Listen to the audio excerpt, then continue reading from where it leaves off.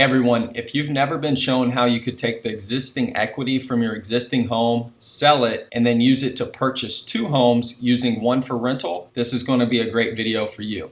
I'm also going to go over the numbers with you for downsizing. If you would ever consider it or you're ready to go there, kind of what it looks like when you can take the equity from your existing home and downsize, making your payments even lower.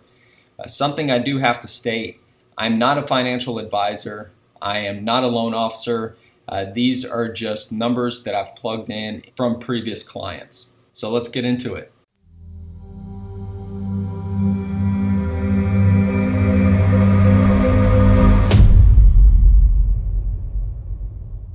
All right, the first scenario I'm going to talk about is purchasing two homes from the equity that you have in one. Say you purchased the home at $300,000. Your loan amount was $285,000. Now you can sell that property at a price of $400,000. You have $115,000 in equity.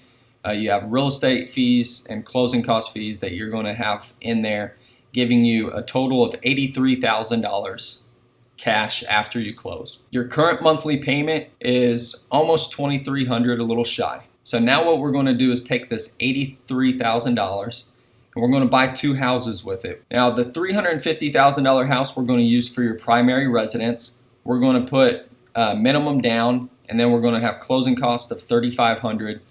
You're not going to pay any real estate fees on this side. The seller pays all the fees. And then you're going to have cash to close. You're going to have $21,000 putting down the minimum.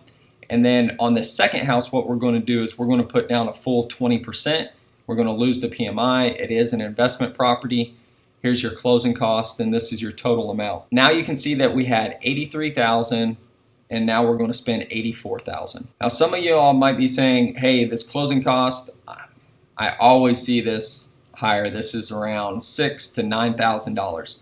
Yes, you are correct, but for most of my clients, I always negotiate in closing costs so you're coming out of pocket even less. So now these are your estimated monthly payments with today's rates, and I believe I calculated this at around a 3.5 rate. These are 4.25s.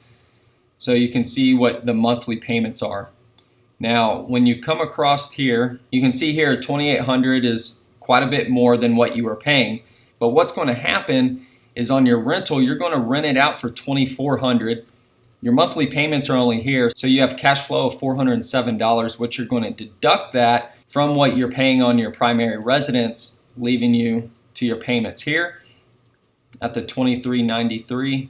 And then this was your previous payment on your existing home before you did this. So you can see it's only a difference of $115 per month. But now what's really cool is on your rental property, they're actually paying down your principal. So you're picking up around $900 in principal payments. So now this breaks down per year. You're making about a little over $10,000. Well, you're making more money here, but we're not calculating that in because we're offsetting the price. So now you have two homes that you're going to have increased value on, but we're just going to take the increased value of your rental property over the year. What I'm seeing a lot of is about a $60,000 price increase on a $300,000 home, leaving your total profits for the course of the year at $70,000. And at $70,000 profit, it's what many people make in a year. So that's quite a bit of money that you're making on your investment property. Now we're going to go to sell this property, which is going to leave you with a little over $40,000. You have the original 20% that you put down.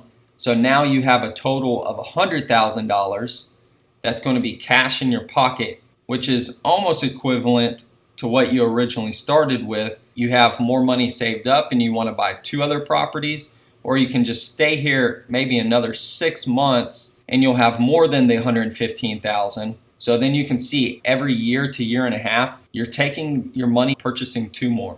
Now let's talk about downsizing. So originally, we're going to take that same house that we talked about. You purchased a year and a half ago, say, and you had the $300,000 home. Here was your loan amount. Now we can sell it for $400,000.